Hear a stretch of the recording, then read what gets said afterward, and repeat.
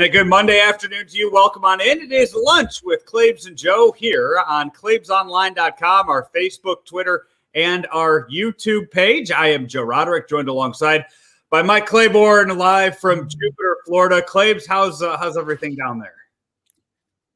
Well, life is good. Good weather again today. Off day for the team for the most part, although there were a couple of guys throwing bullpens today, Jordan Hicks and Andrew Miller. So they're off today, and the way it looks, Joe, they're going to have an off day every week, unlike normally where you may have 2 off days the whole time you're in spring training. But because of the schedule and because of the limited games that you have against certain teams, they're going to do it that way, and that's okay by me. We'll get into some of the spring training stuff here in a bit. Want to let you know that we are powered by Ameren, Illinois, driven by Mungenast St. Louis Acura, and sponsored by Ryan Kelly, the home loan expert. Find him online at thehomeloanexpert.com. And Claibs, I know you just spoke with Ryan just a bit ago. He's starting a new foundation, the Keep Climbing Foundation, which we are going to talk to him a few different ways about and have him tell us all about that here in the next coming days and weeks. Yeah, it's going to be a big deal for him. He's very excited about it, and we'll have a chance to talk to him a little later in the week. Also, we want to talk about our good friends in Mungenast, the official auto provider for spring training for me.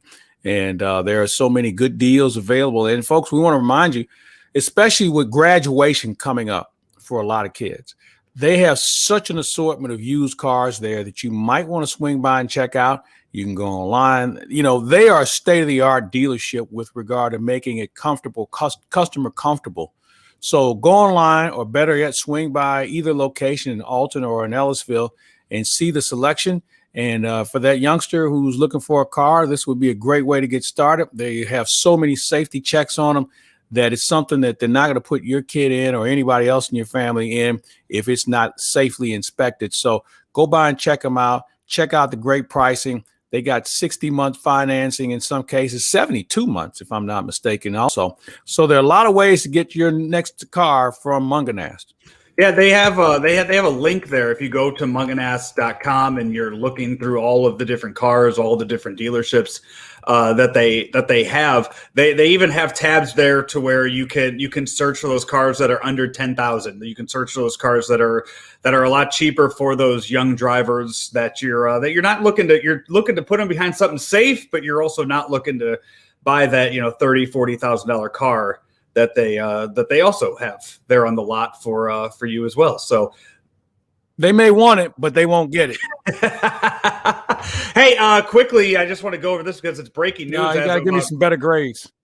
As about 5 minutes ago, the breaking news, Cardinal breaking news, if you will, NFL Cardinal breaking news, as they have just went and signed J.J. Watt, the one of the most coveted free agents this year in the NFL. But J.J. Watt tweeted himself that he is going to the Arizona Cardinals. So we'll get into a little bit of football news and notes here and there. Just wanted to keep you updated on what's going on there. Claibs, the big news from this past week that I imagine was a very, very big deal down there in the Jupiter area was Tiger Woods. He was in L.A. last week, got into a single-car rollover accident, a really, really bad accident. I had surgery on his legs this past week. Have kind of heard a little bit of the extent of those injuries or the extent of the surgeries, but the road to recovery is still unknown. Who have you talked to about it? What have you heard? Well, we're going to talk to Doc Rick Lehman a little later in the week about it. But from everything I've read, and I talked to one doctor who does this as a specialty, if there is such a thing, this is going to be really challenging. I mean, he had some not only cracks, but fractures. So these bones have to mend. And because of the sport that he plays, I mean, it's not like the quarterback situation where we had with Washington, with Alex Smith, where he was able to come back after a long layoff. This guy has to walk 18 holes. I mean, so the stress and the pressure and everything else, this is a long healing process. I was talking to someone earlier today. I think this is going to be more of a mental challenge than a physical challenge. When you think about all the injuries that Tiger Woods has had, back, knee, you name it, and now this, at this stage of his life, I know he wants to compete, but I'm not sure if his body will allow him. So Fingers crossed. Let's hope things work out for the best. But it's apparent that we won't see him for at least a year.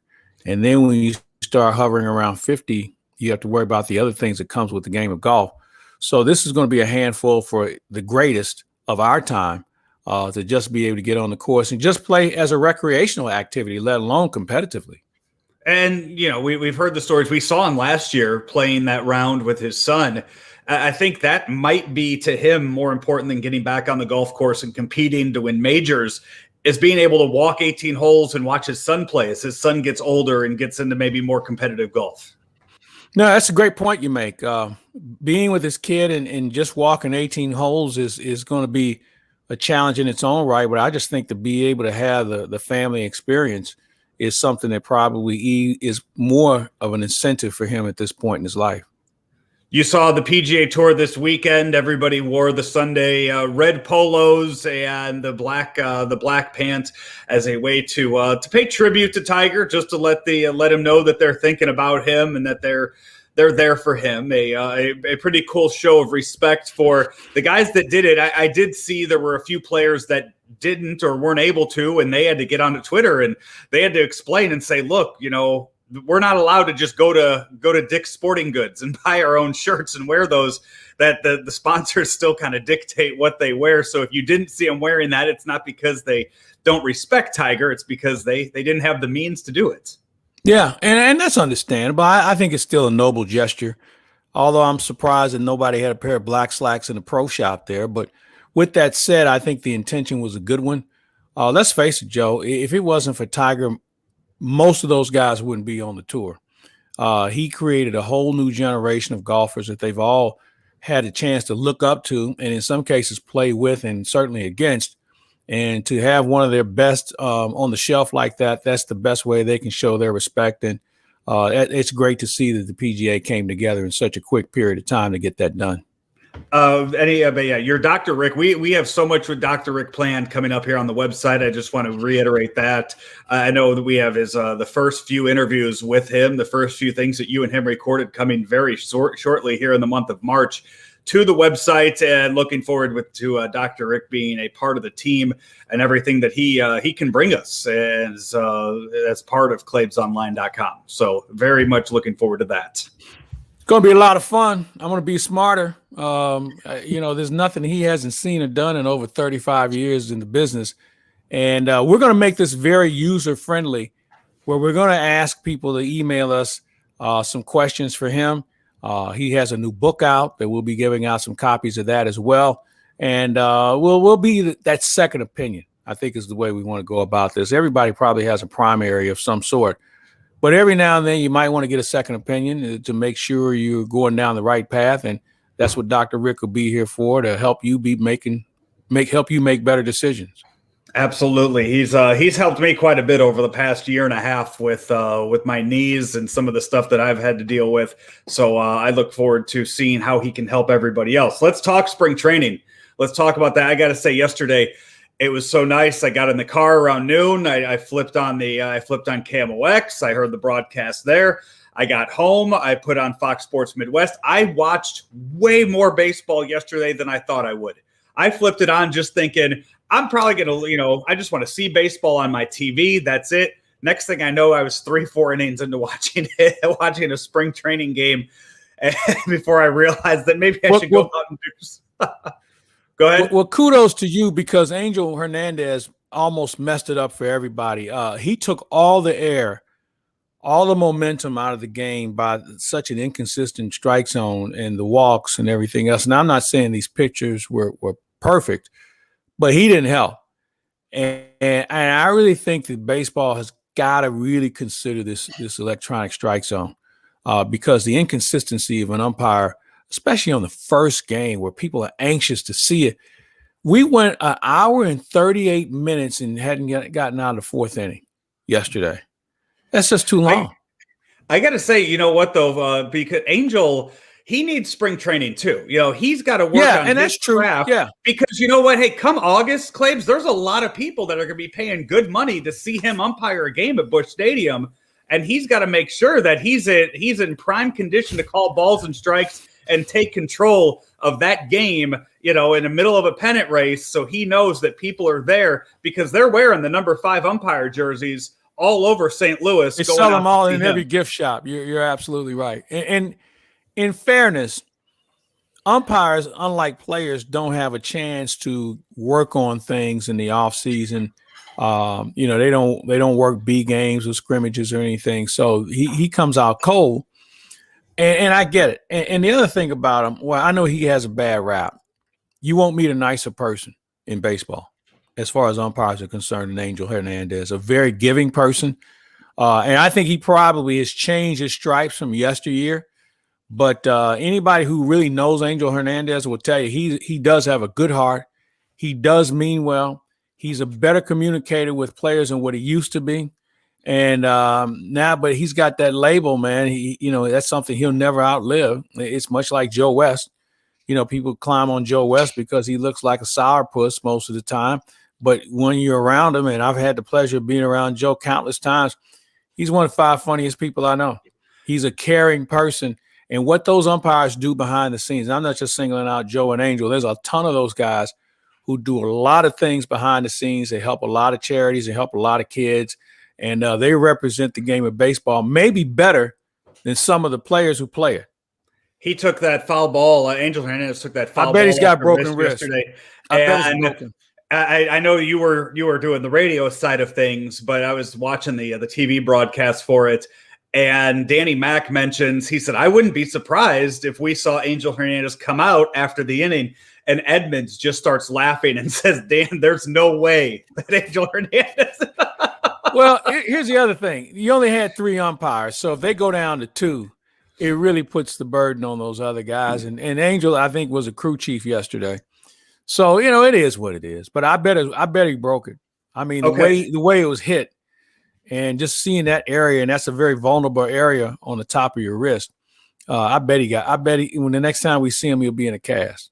Let's talk about the game that we saw yesterday. Let's just start with Jack Flaherty. Yesterday's starter goes about 39, 40 pitches yesterday in the game. I don't know how you want to say innings or whatever it was. However, he an outing. Because it was a spring training game, but innings, outs, and stuff don't count like they normally do. But he came out afterwards. And he flat out said he was terrible yesterday. Yeah. What was it about Jack Flaherty yesterday that wasn't up to his standards? Well, he didn't adjust to the strike zone. That was the first thing. Second thing, his mechanics got a little wobbly where he was throwing across his body instead of coming over the top. And then he started spiking pitches with his breaking ball, and then he just kind of lost the feel. He lost feel for his control. Those things happen, especially when you've been used to just throwing bullpens, and now you got a guy with a bat in his hand in the batter's box. You'll see that from time to time. And I think the other thing with Jack Flaherty, he's such a perfectionist. And when you don't have it work well the first time, you bear down harder and harder. Now you're squeezing it a little tighter. Maybe you're not letting it go as soon as you need to. And then your fundamentals of your mechanics start to get a little off. And then all of a sudden you got yourself a 40-pitch outing and nothing to show for it.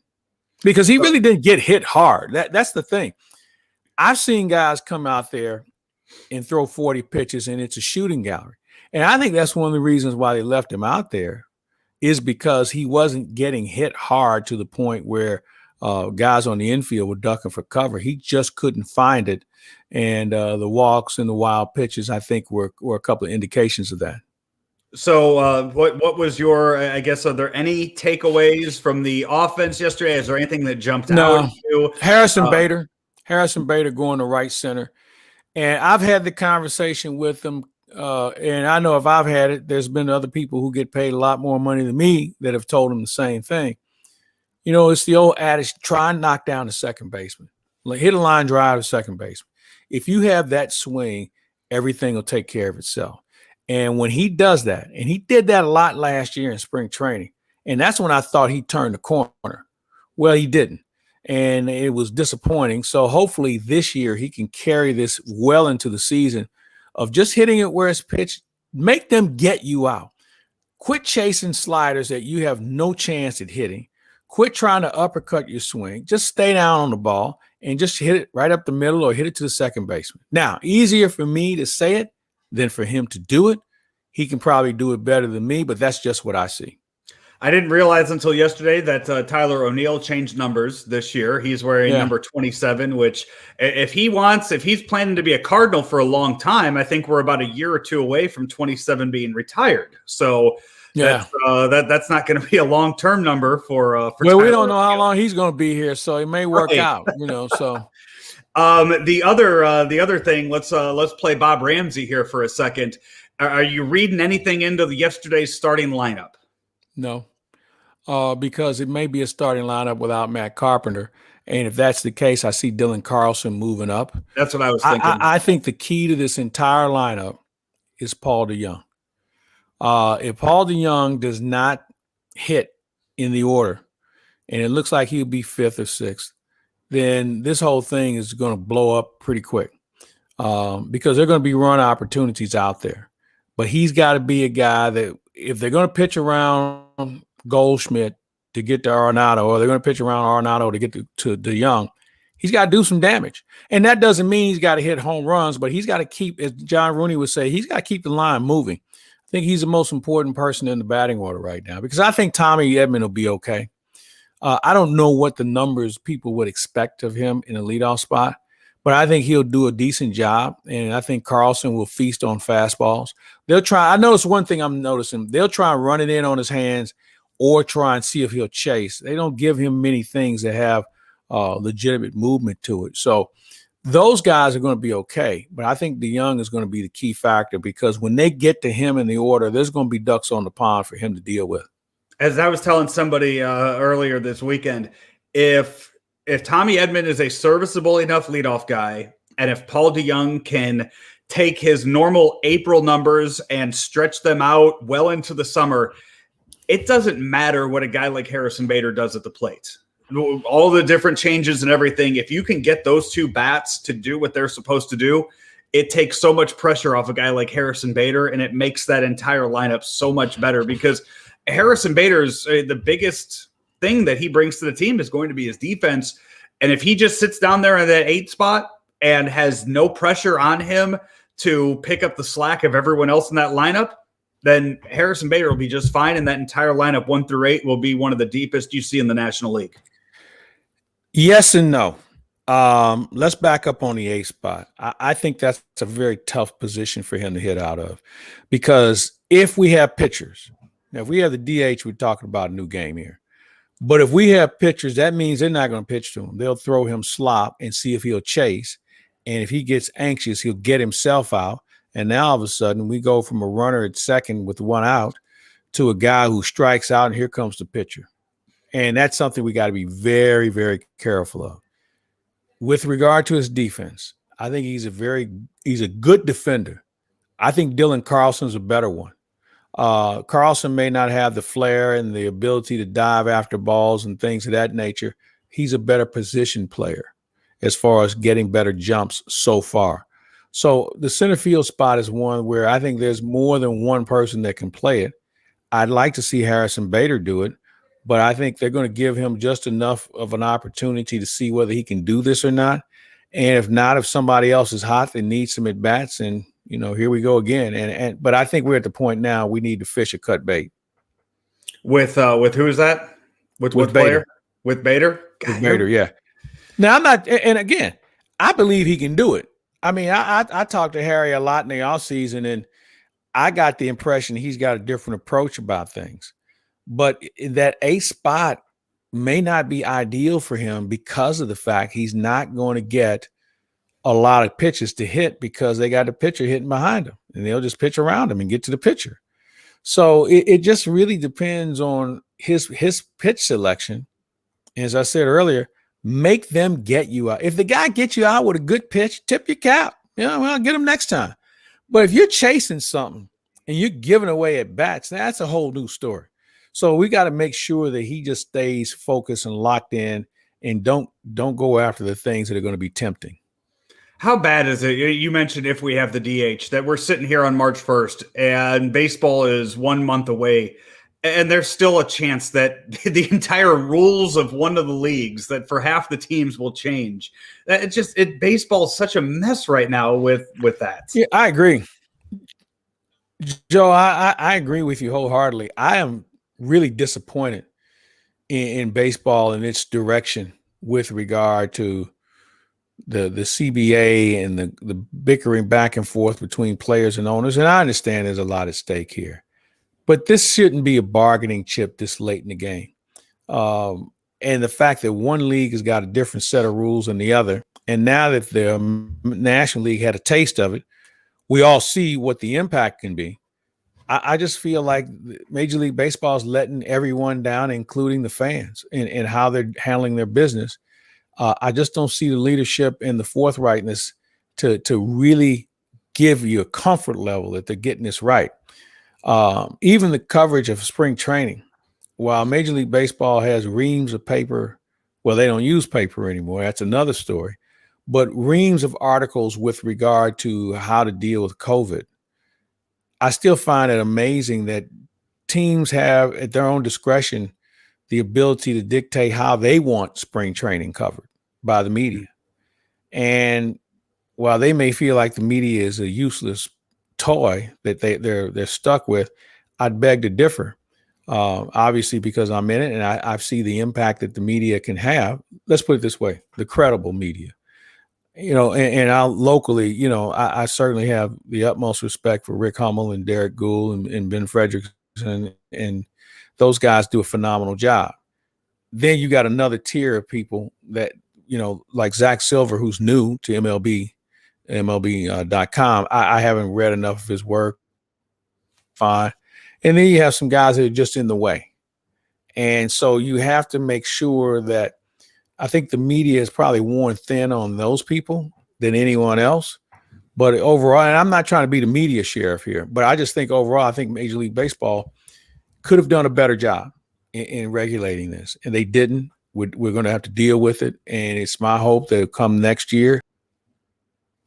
And it looks like we lost the feed there on Mike Claiborne as he's down in Florida, but we'll look to get him back on as soon as we can and get him connected here as he was talking about the media. I do want to say one of the things that stuck with me, the late great Joe Strauss once said to me when it came to covering games when I first started covering Cardinal games, was that to just stay out of the way, don't ask questions, and let the professionals, let the people who are there to ask questions.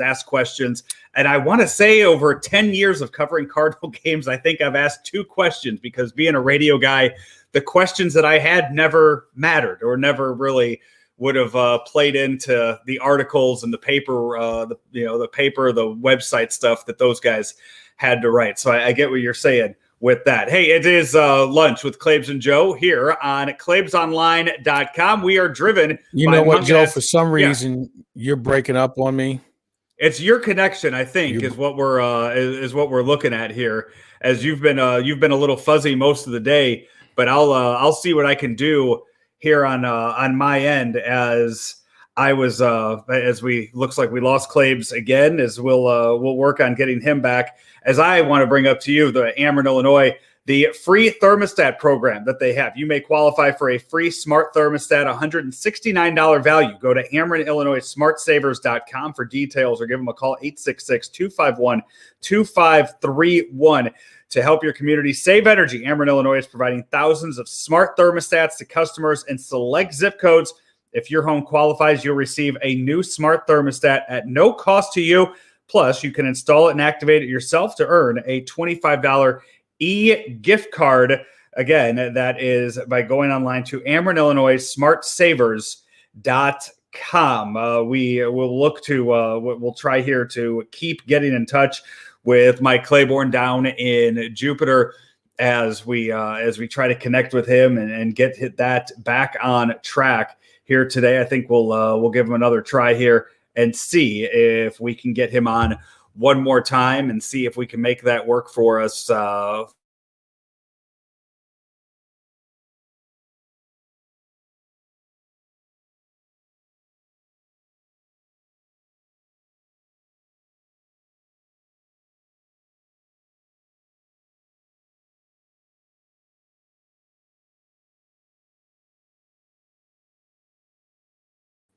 There we go. I think we have a better connection now. As I was saying, if you've missed anything from the past 25 minutes or so from the show, we'll have it all up online for you at claibsonline.com later on this afternoon. So we'll try one more time here to get Mike Claiborne connected and get him on with us for the day before we move on. Blues and Sharks again. We'll play their the second of their. There we go. One more time. We'll add Claibs to the stream here. We'll see if we can make this work before we punt on the show today. As I'll let him bring himself on the screen. And Claibs, are we good now? Do you think we have a better connection? So. I hope so. How's it sound? It sounds good to me. Do I sound good to you? Yeah, I can hear you. So we're good. We're good so far. All right. Well, we'll keep it rolling here. Are you able, being in Florida, are you able to watch much of the Blues? Yeah, I watch every game. Yeah, I haven't missed much. Okay. Yeah. That thing on Saturday night was amusing, but it was also concerning. And there's a lot of things we can talk about. I mean, Jordan Bennington is pissed off and wants to fight everybody after giving up a bad goal. You know, I think that act can get old quick for some teams. Now, my issue was he wants to fight a team that has had one fighting major the whole season as a team. This isn't like he's out here scaring anybody. I mean, this is a team with a bunch of wusses on it for the most part. So I understand the whole concept. He was trying to fire up his team. Well, here I got a better idea. Make a save. That'll fire up your team. But then that takes me to my next point, where this team just takes too many bad penalties. And the penalties are always the ones where it's a lack of effort and focus. The slashing, the hooking, the tripping. And yes, sometimes the referees might miss a call, but this is a constant pattern. They can't score on a power play. They're even worse on shorthanded goals, although they got a shorty the other night. And it's just a team that just doesn't seem like they're as cohesive as they need to be. The best thing about that game was Husso came in and saved the day in the second period. And also they didn't take out Dubnyk, which I was shocked. They let a guy stay in for seven goals in a game. So, you know, San Jose helped them more than hurt the Blues. But tonight's a different story. The Ducks are terrible. But as I say that, you know, everybody in this league, because of no home ice advantage, can be had. So we'll see what kind of focus the Blues have tonight. Yeah, so is this the first time this year? I mean, well, they had the 7 in a row against the Coyotes, but I think this is the first time they played a game and then they don't play that team back to back. At least it wasn't scheduled, I think, that way. Yeah, I think you may be right. If there's more than once, I don't recall. So we'll see what happens with this situation. But they obviously need, as I think you and I talked about this last week, and they have to go 4-2 on this road trip, minimum. And you know, there's no excuses. You're going to get Tarasenko back. You keep losing players. You know, De La Rosa is the most recent guy to go down. But you know what? It's an opportunity for some other players to step up and be seen and counted. Because they're going to be 60 minutes in the game, and they're going to be minutes allocated. And if you're good enough to keep going back over the boards, and good for the whole team. If you're not, this weekend, guess what? You'll be in the press box tomorrow night. This weekend is the NBA All-Star Game. Be a lot of St. Louis flavor down there in Atlanta. Both Bradley Beal and Jason Tatum will be starting for the Eastern Conference this weekend. That's pretty cool for the St. Louis area basketball. Really, really cool for Chaminade to be able to tout that this week. You know, I'm trying to think about the last time two St. Louisans played in an All-Star game, let alone started in one. I don't think it's ever happened. I was thinking maybe, and then I said, nah, I thought maybe JoJo White and Ed McCauley might have crossed paths, but I don't think that was the case.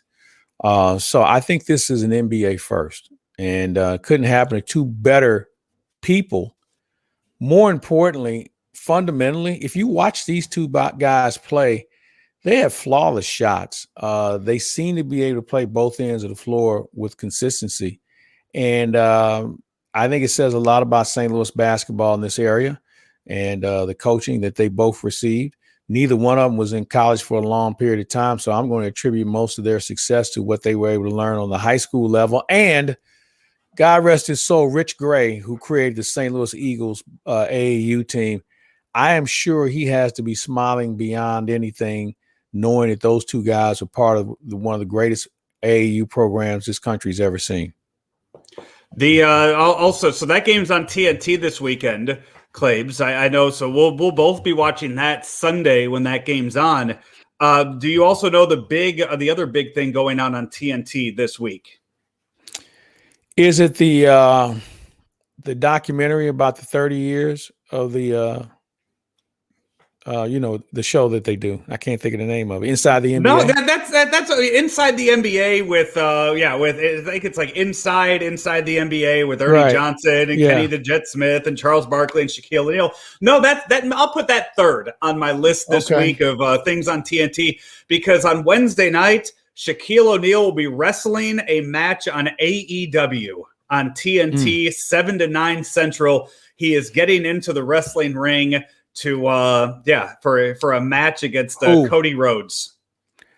If Cody Rhodes was in a UPS uniform at my door right now, I wouldn't know who he was. So I'll take your word for it that he's an accomplished wrestler. He's the son of Dusty Rhodes. Okay, now I remember Dusty Rhodes. I figured you would remember Dusty Rhodes. Yeah. Yes, he's the son of Dusty Rhodes. So it's a mixed gender match. It's Cody Rhodes and a female by the name of Red Velvet against Shaquille O'Neal and a woman by the name of Jade Cargill, who I believe is the ex of Brandon Phillips.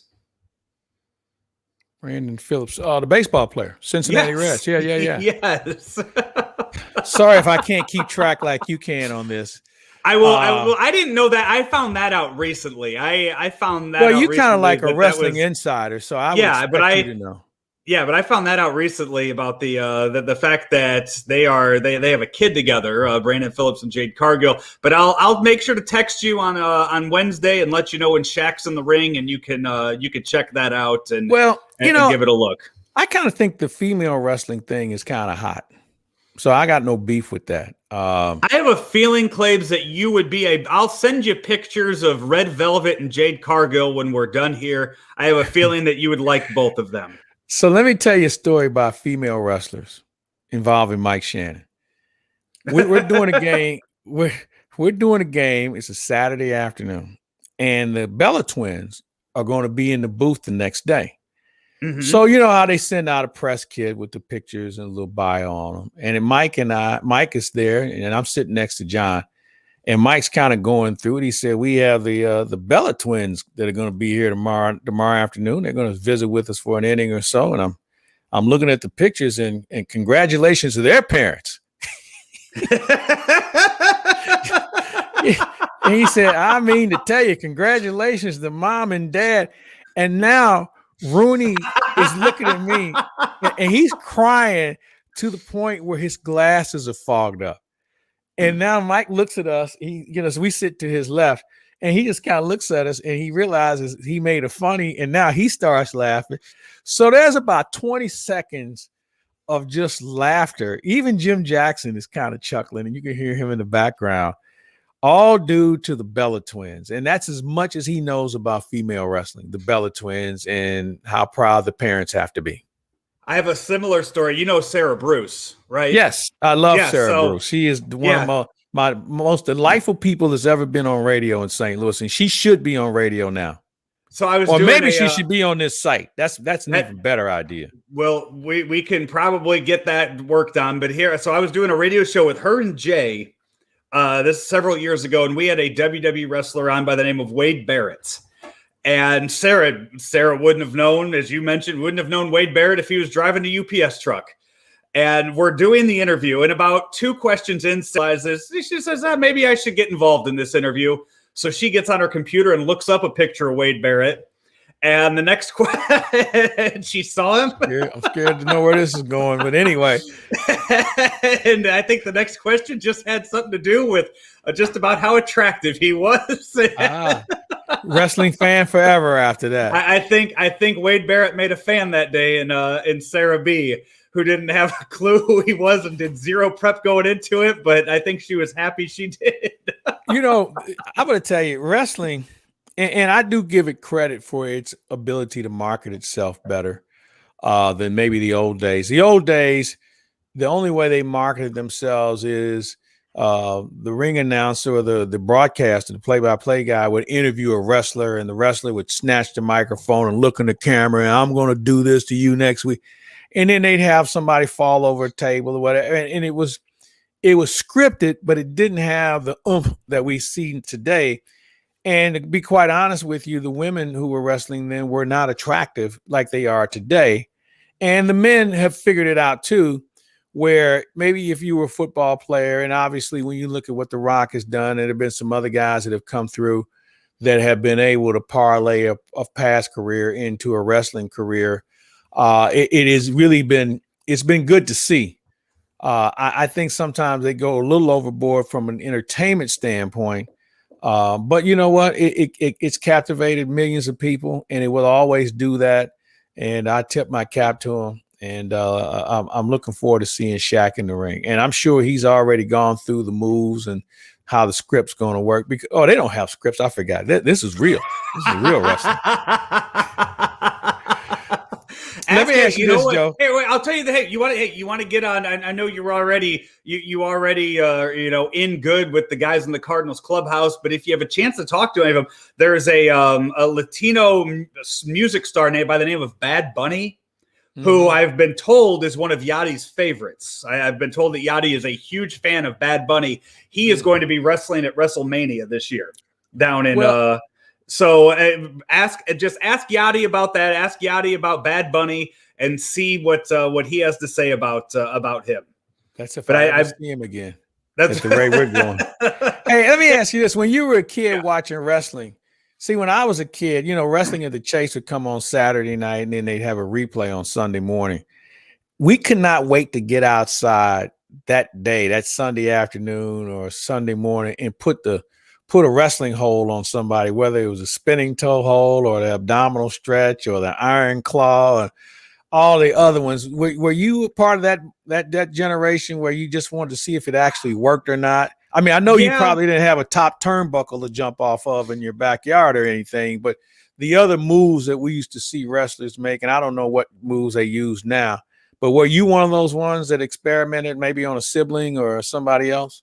Yeah, I didn't start till I was about 12 years old. That's when I first started watching it. And I had a friend down the street that, you would see just how if certain things like the sharpshooter, like the leg lock, figure four leg lock, like see if those actually hurt. They still use the figure four, huh? And you know what? It's never worked for him. Ric Flair never tapped anybody out using that figure four leg lock, and yet they're still using it today. So, well, I got news for you. If you do the reverse figure four, you can have somebody calling for Uncle Quick, but they just don't use it. I mean, there's been very few people, but if you can roll a guy over, if he has you in it and you can roll him over, you can have him saying Uncle before that. I mean, it's very painful. Hey, speaking of wrestling, I did have Brian Stahl on my show this past week. We talked about the Battlehawks being 1 year since the Battlehawks happened in St. Louis and everything there, and of course it's Stully. So we get into a little bit of wrestling too with him. Hey, before we get going here, Claibs, this past weekend, Irv Cross passed away. I know you wanted to talk about him and some of the influential, how influential he was to you in your start in the business. He was not only influential to me, he was influential to a lot of former players. You have to remember, Irv Cross was the first person of color that was a former player that was on a network show like that. But Irv Cross was one of the former players that people knew. I mean, the other guys had kind of stumbled along, but sitting in a studio environment, remember the other analysts that were former players were in the booth. He was at the desk, and his demeanor and his professionalism and his experience. Remember, this guy went to Northwestern and was considered one of the smartest players on that team. He played for Erv Cross at Northwestern. So he had a lot of things working for him, made a ton of money in the business community once he got out of the game. But Irv Cross really validated the fact that athletes football players just weren't dumb jocks who could sit in the booth and talk about a play. He was able to interview people. He had great personality. He had great charm.